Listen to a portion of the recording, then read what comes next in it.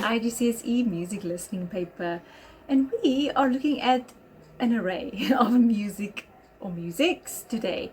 We're going to be looking at Baroque music, Romantic music, Arabic music, as well as Latin American music. So we're covering a whole span today, and we are deep diving into the November 2021 paper 1-3 past paper.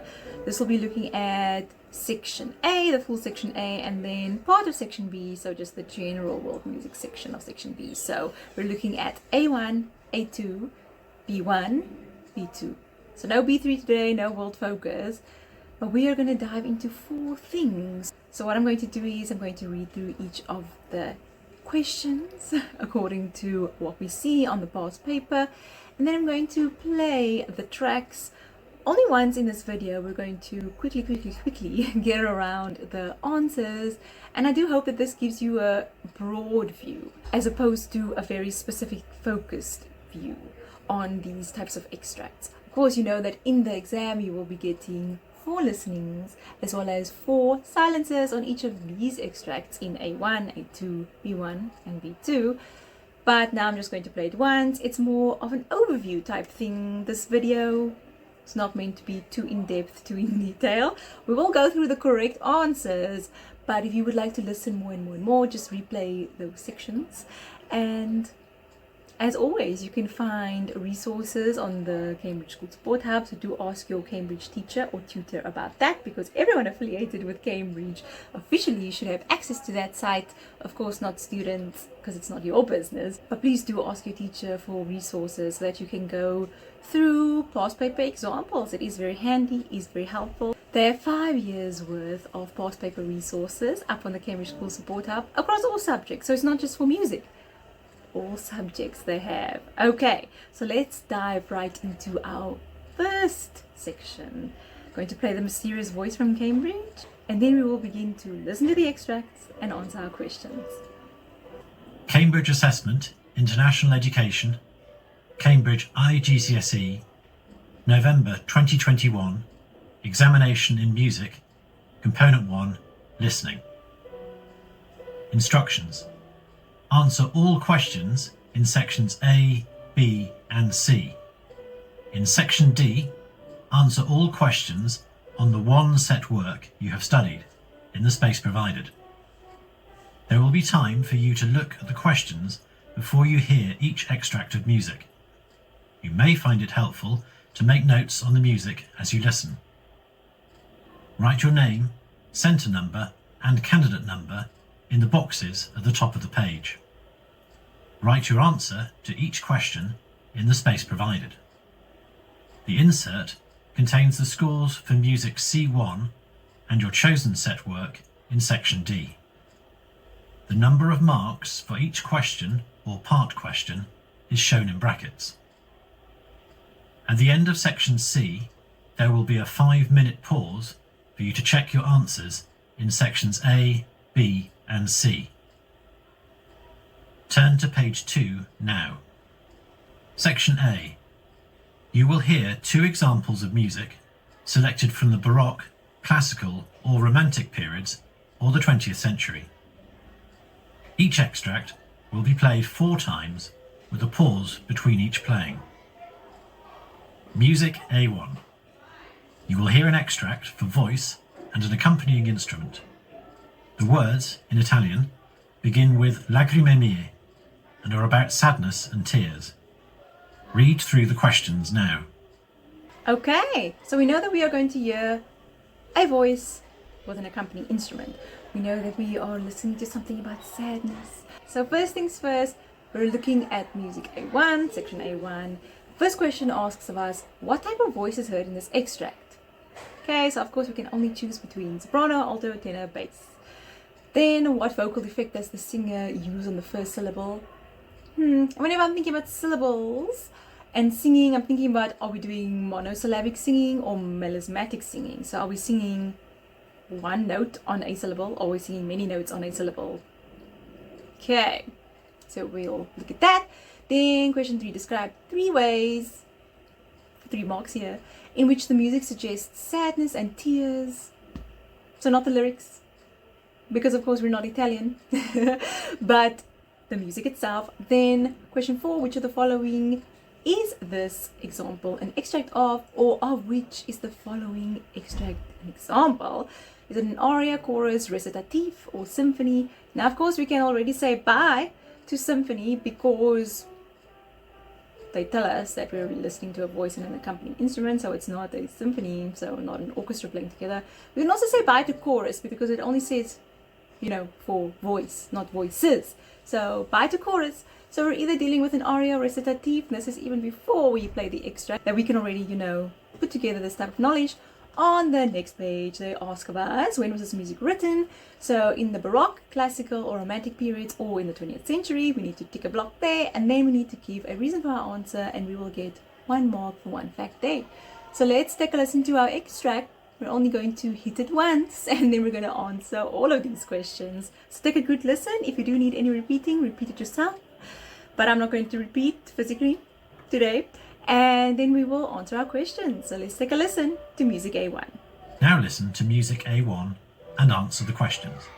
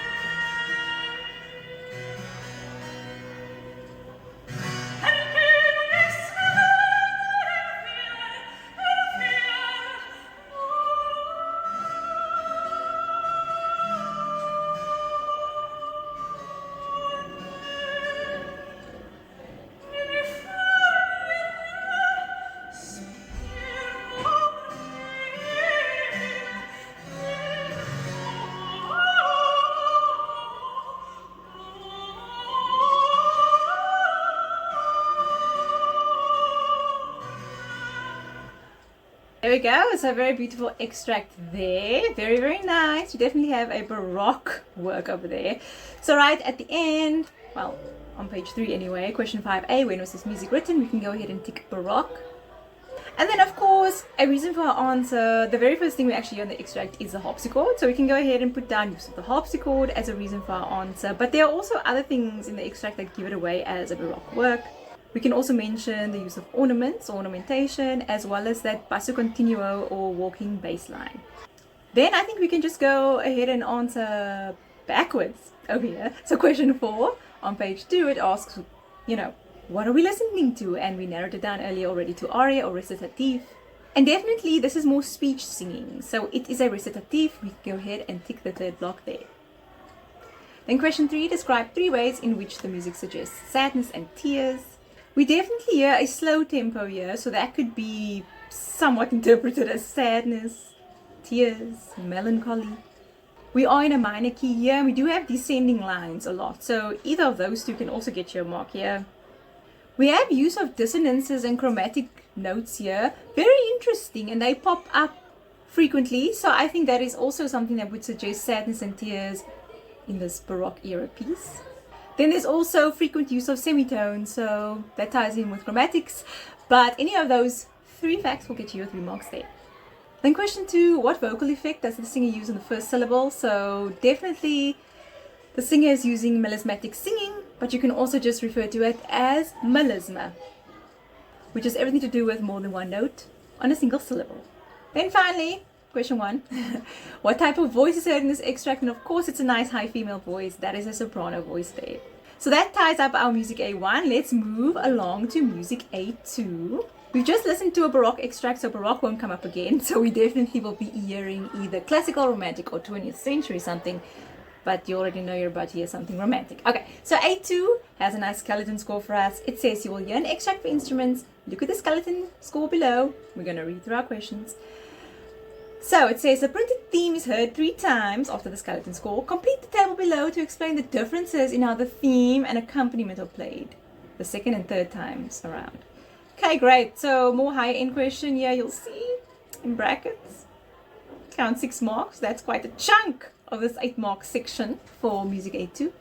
On the next page, you'll see 2 blocky block ticky tick questions. When was this music written? So Baroque, classical, romantic, 20th century. Of course, we already rule out Baroque because we've done it before, we can't do it again. And then who composes music? Well, of course, if we decide what period we're in, we then have to choose a composer that we know composed in that time period, or lived in that time period, or is a that time period composer. So let's take a listen to our extract and then we can answer these questions in one go. Now listen to music A2 and answer the questions.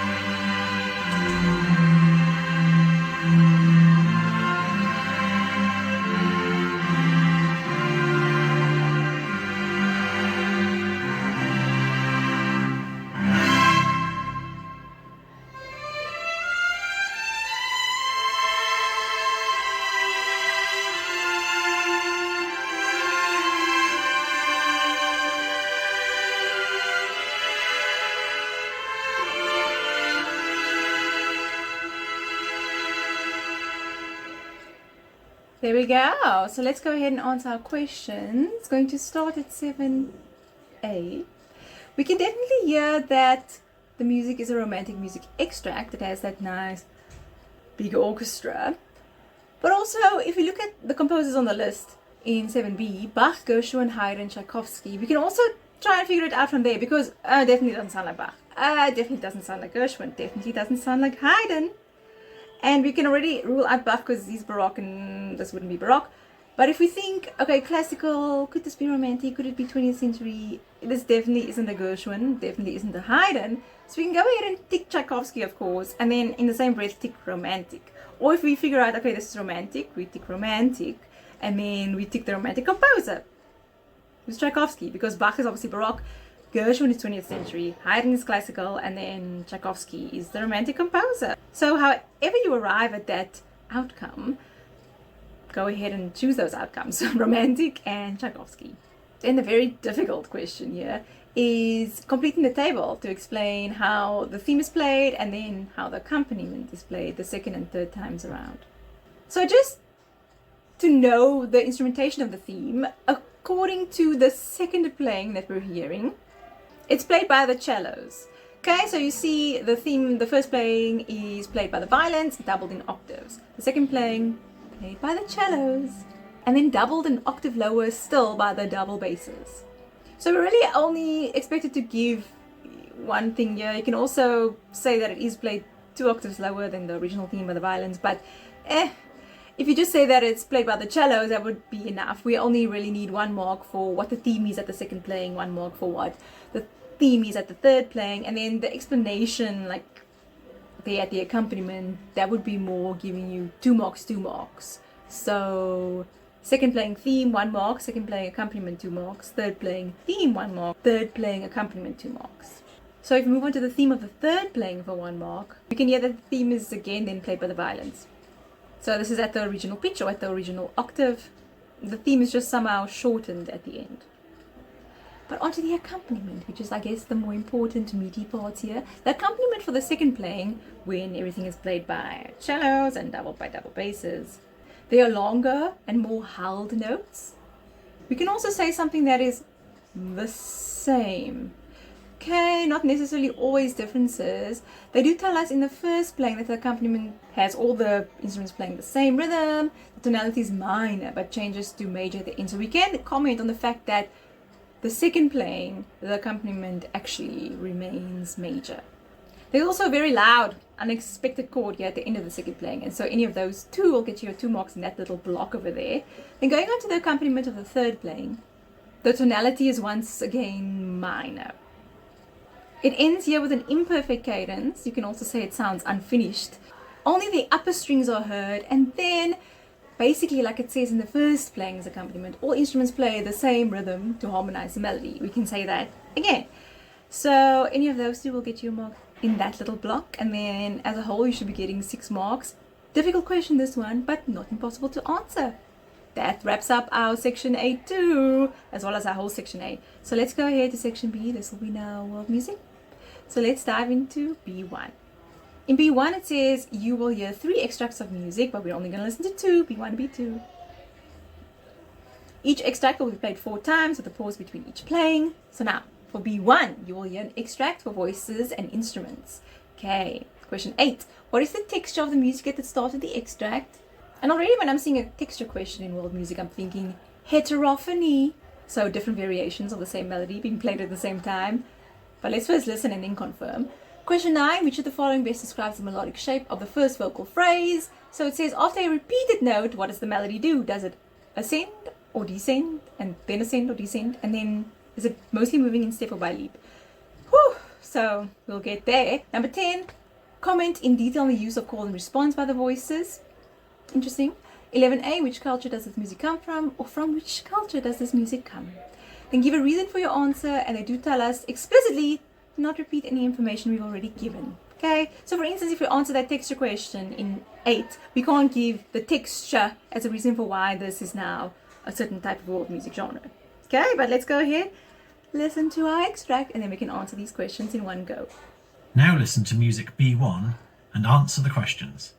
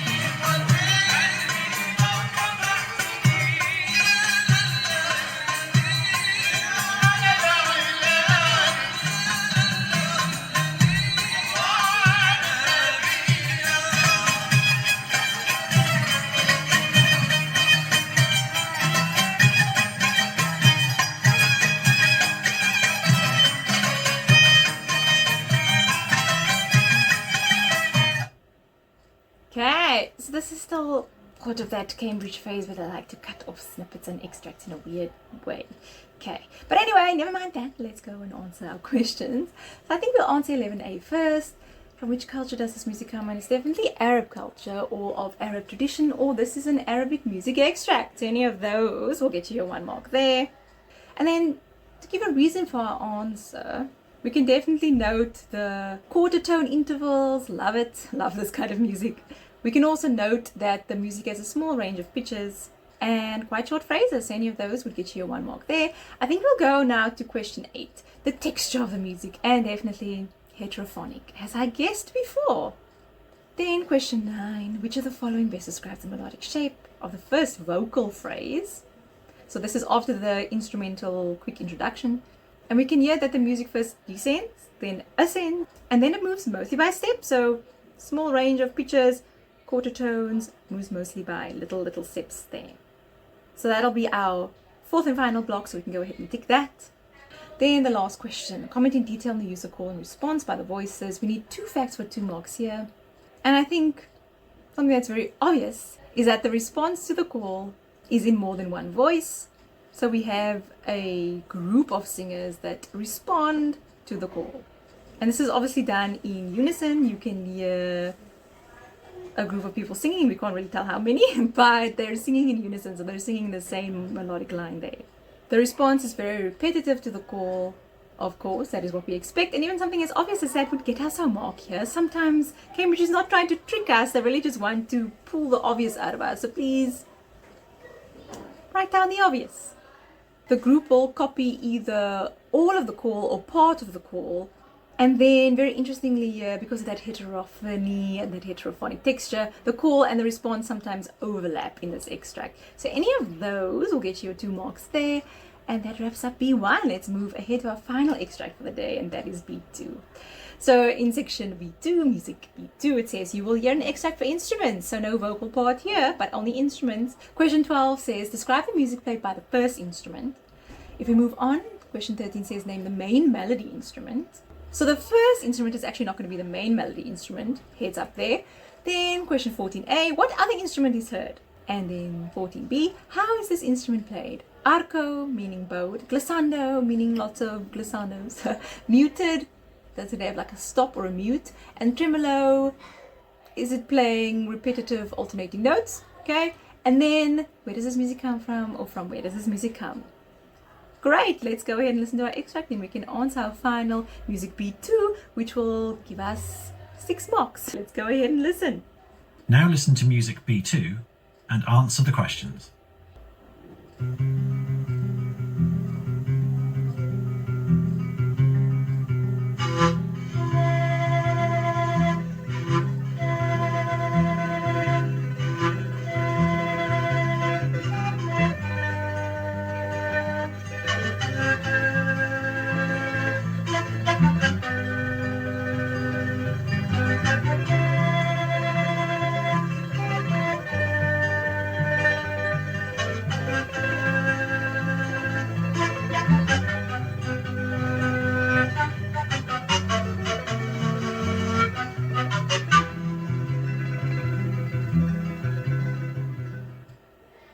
Okay, nice little extract there.